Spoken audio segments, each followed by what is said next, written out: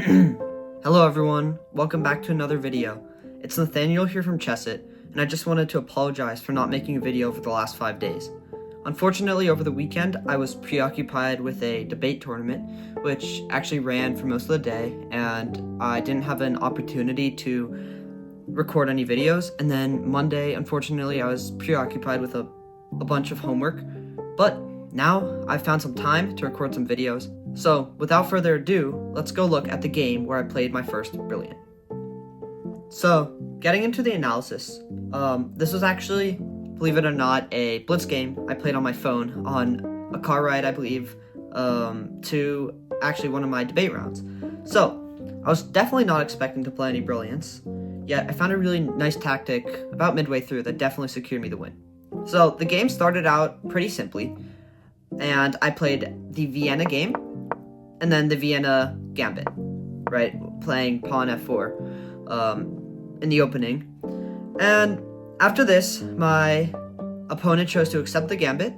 Basically, the whole idea is that if black captures, we offset one of black's pawns in the center, right? So we're going to have two pawns on the center while he has doubled pawns on the f-file. In the game he actually takes, so I'll just demonstrate right now. He takes.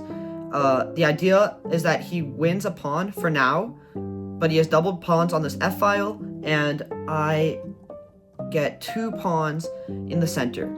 So the whole idea is that I play pretty aggressive, trying to take space, and I play the next move in the gambit, which is d4, right?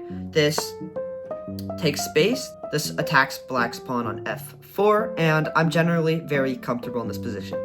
Now, our opponent immediately strays from theory and plays d6. Now, the reason why this is a mistake is because it simply lets me capture on f4 with my bishop, and from here, it's a very pleasant position for me. You notice we're equal in material, but the eval bar puts me up 1 point of material, simply because of the positional advantage I have with my 2 pawns in the center and bishop on f4. So, really good development for me so far, and black's response is to play knight f6. You know, all pretty standard. Not the best move, but a continuation. I just play bishop b5, trying to develop my bishops a bit more. This wasn't exactly the right idea, but it still helps develop and take space, which is perfectly fine for a blitz game. So all these moves are played in the first 12 seconds. Black actually makes a mistake, or a slight inaccuracy, playing bishop d7, because it fails to immediately respond to my bishop on b5.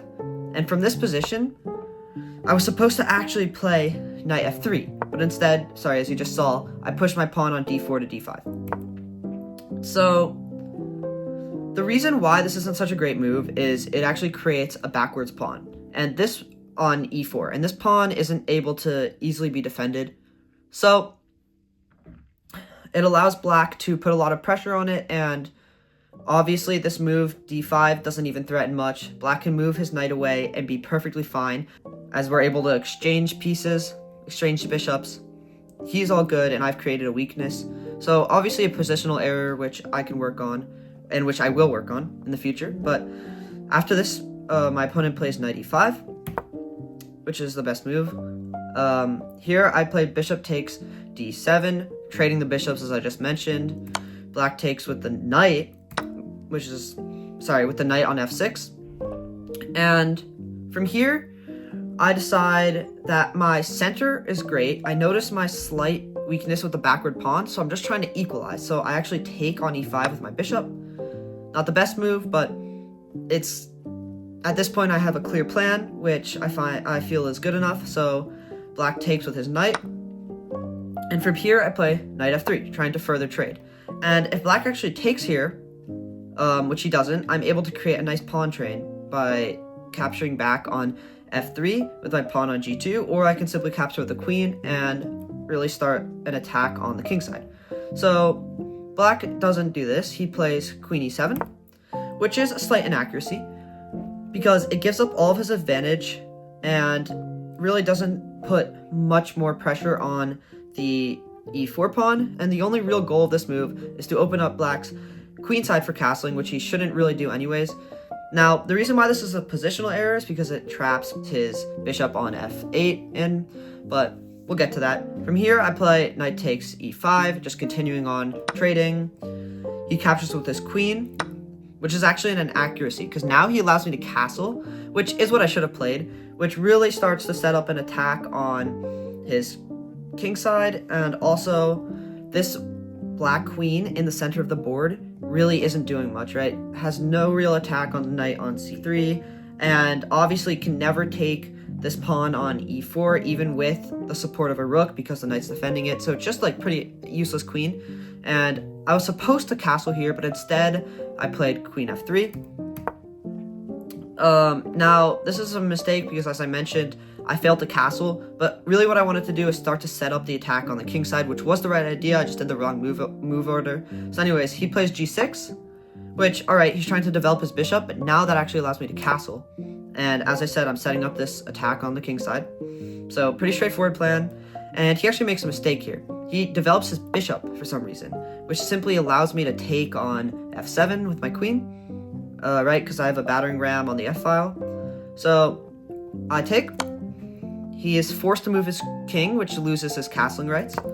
And from here, I make a slight mistake. I play rook a to e1, just trying to defend this pawn, which really didn't even need defense. So what I should have played in this position was knight e5, actually giving up the pawn on e4, because if black were to take, I have an even stronger attack by taking black's pawn on c7, right? Because now it's protected by the knight, and that's just a crushing position that's hard to defend against.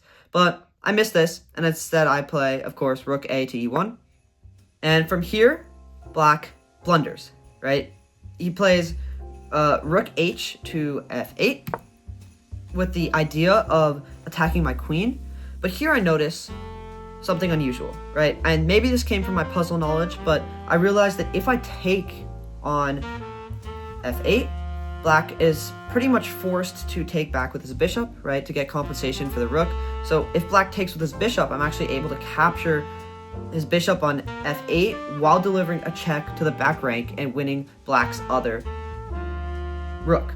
So essentially the compensation for sacrificing my queen here would be 2 rooks and a bishop, which is way more than enough. And also I realized that my rook, after capturing on a8, is not able to be trapped.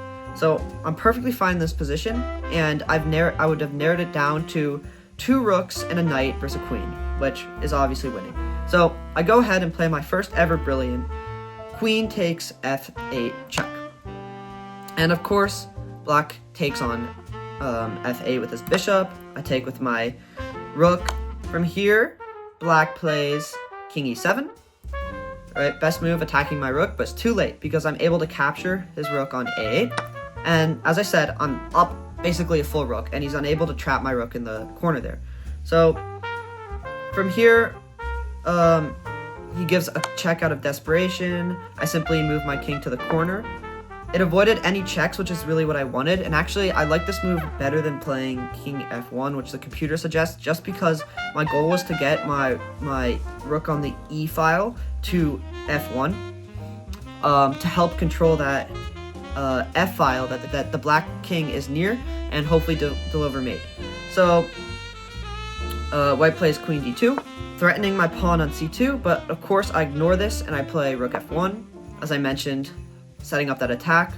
Black gets greedy here and captures, and from here I play rook a f8, threatening checkmate on the next move by playing rook f7. And once again, black fails to see this attack and simply captures on b2.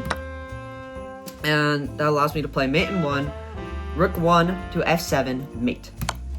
So that's the story of my first ever brilliant move, and fortunately I was also able to secure the win after playing this. However, most surprisingly, it came in a blitz match, which I was never expecting, as I tend to make a lot more mistakes in blitz. But hopefully you guys enjoyed the analysis of this game. Hopefully it helped you give insight onto how to get more brilliance. I mean, usually it's just through sacrificing a large piece for some sort of positional advantage or piece advantage. It's usually not piece advantage, but they were very generous here, as sacrificing a queen is never an easy thing to do. With that, thank you guys for watching. Peace.